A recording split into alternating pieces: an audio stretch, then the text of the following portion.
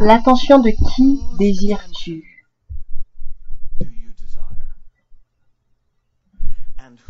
L'approbation de qui recherches-tu? L'attitude de la femme modeste. Les ornements et l'habillement sont un domaine dans lequel les femmes sont souvent concernées et dans lequel elles sont souvent des dangers d'indiscrétion ou alors de manque de modestie. C'est pourquoi, motivé par un sincère intérêt pour les femmes de cette église, j'essaierai d'aborder ce sujet ce matin. Mesdames, je vous demanderai seulement ce matin de travailler dur pour appliquer ce message à votre cœur et à votre propre vie. S'il vous plaît, ne prétendez pas que vous êtes suffisamment mature dans votre cœur ou encore modeste dans votre tenue vestimentaire. Et s'il vous plaît, épargnez-vous la tentation d'appliquer ce message à une autre personne qui est assise à vos côtés. Toute discussion biblique concernant la modestie commence d'abord par le fait de parler du cœur et non pas de l'apparence extérieure. Et l'accent est indéniablement mis sur le cœur dans ce passage. Permettez-moi d'attirer votre attention au verset 9 et d'attirer plus particulièrement votre attention à la phrase « avec modestie et pudeur ». Les femmes devraient se vêtir de manière respectueuse, avec décence. C'est ainsi que doit être son apparence et son attitude, ses motifs doivent avoir pour base la phrase suivante, avec pudeur et modestie.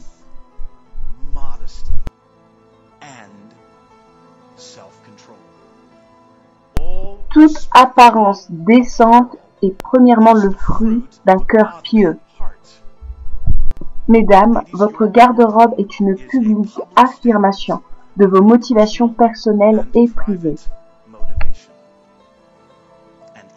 Et si vous dites servir Dieu, si vous vous dites être chrétienne, vos motivations doivent être distinctes de votre culture en ce qui concerne l'apparence physique et la manière de se vêtir, pour ne pas vous conformer à la mode. Votre style vestimentaire doit être motivé par la pudeur et la modestie.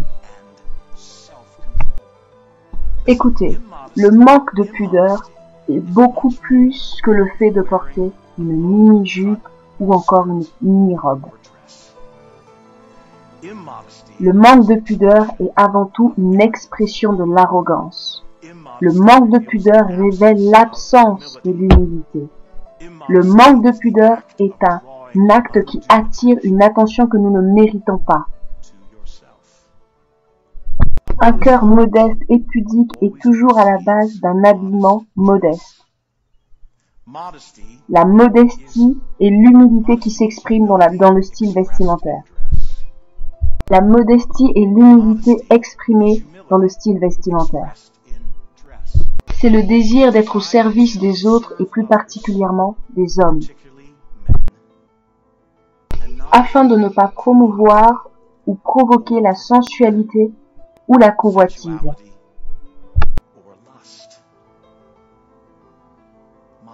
La modestie, la pudeur. La modestie et la pudeur sont distinctement présentes dans la femme pieuse. Et les femmes pieuses se distinguent des autres par leur tenue vestimentaire et leur garde-robe. John MacArthur a écrit « Comment une femme peut-elle discerner la subtile différence qu'il y a entre le fait de s'habiller décemment et le fait de s'habiller pour être le centre du monde ?» La réponse qu'il a écrite commence de la manière suivante. Dans les intentions du cœur, dans les motivations du cœur. La réponse commence par l'intention du cœur, par la motivation du cœur. Une femme devrait examiner les motifs et les buts qui l'animent à s'habiller comme elle s'habille. Est-ce pour montrer la grâce et la beauté de la féminité? Est-ce pour révéler un cœur humble, dévoué au fait d'adorer Dieu? Ou alors, Est-ce pour attirer l'attention sur elle et se vanter de sa beauté? Ou pire encore, pour tenter de charmer les hommes, d'exercer sur eux son pouvoir de séduction sexuelle?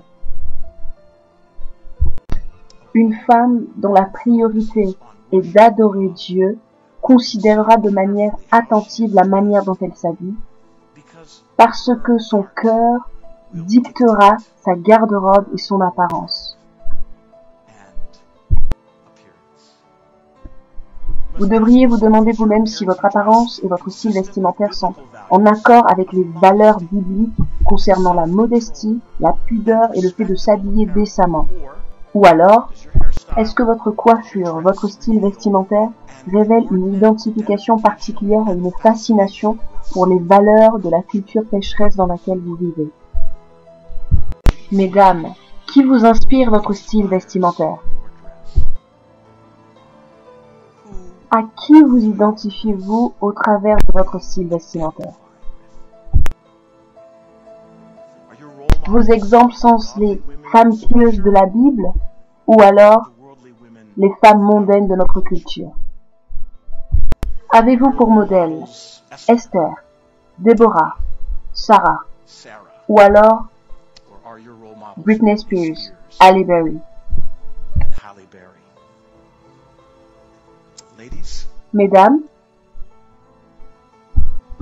vos vêtements ne doivent pas être une identification ou encore une association avec la culture pécheresse dans laquelle nous vivons. Vos vêtements ne doivent pas non plus être une distraction lors des réunions d'église et ne doivent pas attirer sur vous une attention excessive. Les jeunes femmes en particulier peuvent être ignorantes de la guerre contre la convoitise avec laquelle les hommes luttent chaque jour.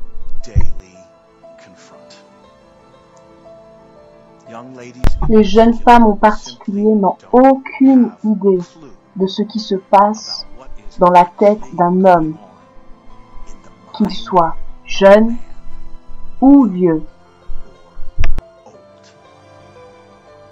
Elles sont souvent ignorantes des effets de leur corps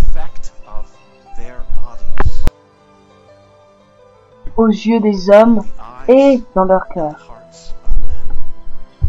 Elles sont souvent ignorantes du fait que les hommes sont stimulés par la vue.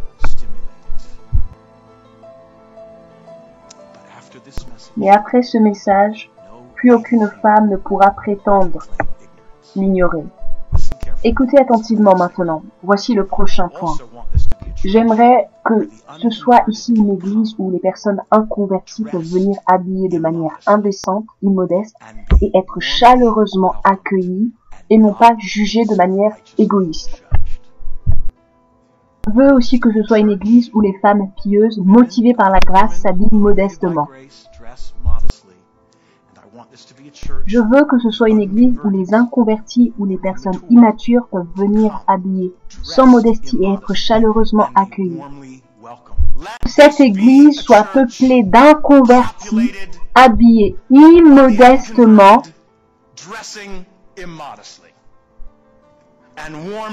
et chaleureusement accueillis au milieu de nous. Je voudrais aussi que ce soit une église où les personnes nouvellement converties, les personnes immatures et même les personnes matures, si elles sont immodestement habillées, se verront aimées par les autres qui prendront soin d'elles au travers d'une correction motivée par la grâce de Dieu. Les nouvelles converties, les immatures et les matures, si elles sont habillées modestement, verront les autres prendre soin d'elles au travers d'une correction motivée par la grâce. La modestie est la responsabilité de toute l'Église. Encore une fois, non pas corrigée par des individus égoïstes centrés sur elles-mêmes, mais par celles qui savent qu'elles ne sont pas meilleures que les autres, mais qui osent tout de même corriger les autres. J'espère que ce message aura pour effet de libérer les femmes humbles qui ont à cœur la modestie de la peur d'autres femmes, afin que ces dernières puissent s'approcher de ces autres femmes, non pas avec la condamnation ni avec des conclusions hâtives,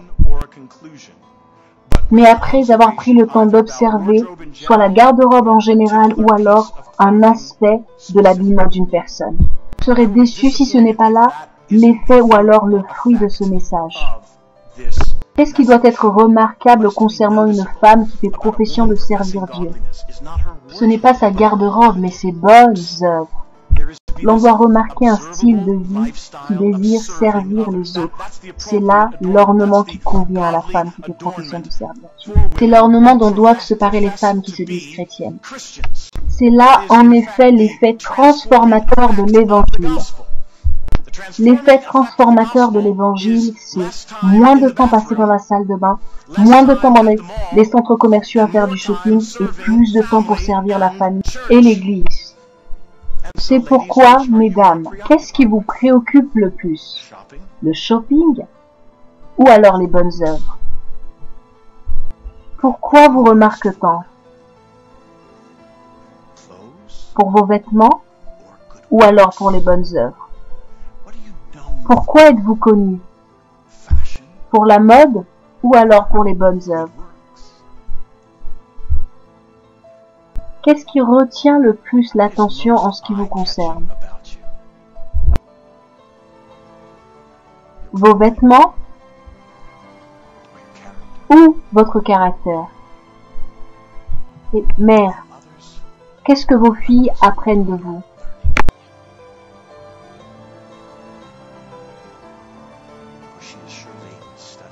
Parce qu'assurément elle vous observe. Est-elle en train d'apprendre la dernière mode? Ou apprend-elle ce que sont les bonnes œuvres?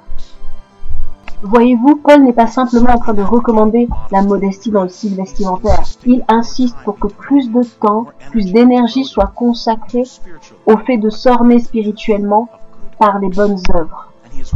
Et il met en garde contre le fait que trop d'attention soit consacrée à l'apparence physique au détriment des bonnes œuvres. Je suis concerné, vous devriez être concerné par la modestie à cause de l'Évangile. C'est pour cela que Paul est concerné, c'est pour cela que je suis concerné, c'est pour cela que vous devriez être concerné. Et vous, nous ne pouvons pas isoler le verset 9 des 8 premiers versets de ce chapitre. C'est une transition au verset 9 qui part du postulat du départ selon lequel une personne doit d'abord avoir lu les premiers versets de ce chapitre afin de comprendre la suite. De ce fait, Paul écrit « C'est pourquoi je désire que, en conséquence des précédents versets, et quand il s'adresse aux femmes, il dit de même que vous ne pouvez pas dissocier le verset 9 des versets 1 jusqu'à 8. Et il est incontestablement clair du verset 1 jusqu'au verset 8 que Paul est motivé par l'Évangile. Pour l'Évangile que Paul parle, c'est par l'Évangile qui peut être défini. L'Évangile qu'il exprime cette préoccupation concernant les hommes au verset 8 et concernant les femmes au verset 9 jusqu'à 10. C'est à cause de l'Évangile.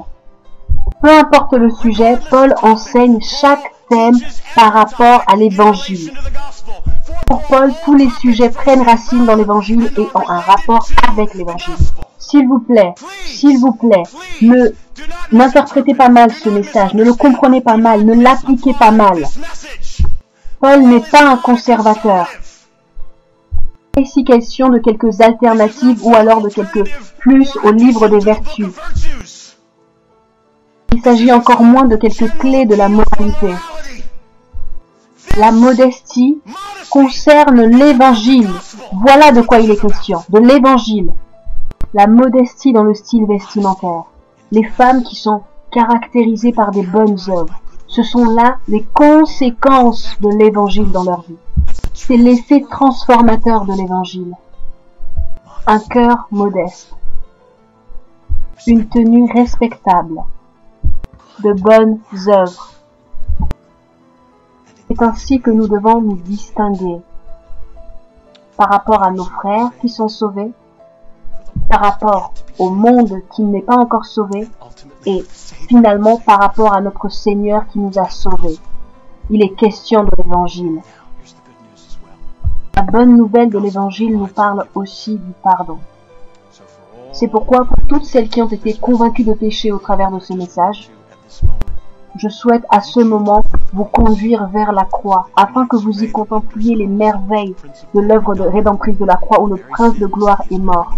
Pour le péché dont vous avez été convaincus au travers de ce message, afin que vous puissiez recevoir le pardon, pour que vous puissiez changer par sa grâce et pour sa gloire. N'attendons plus longtemps, ne perdons pas de temps.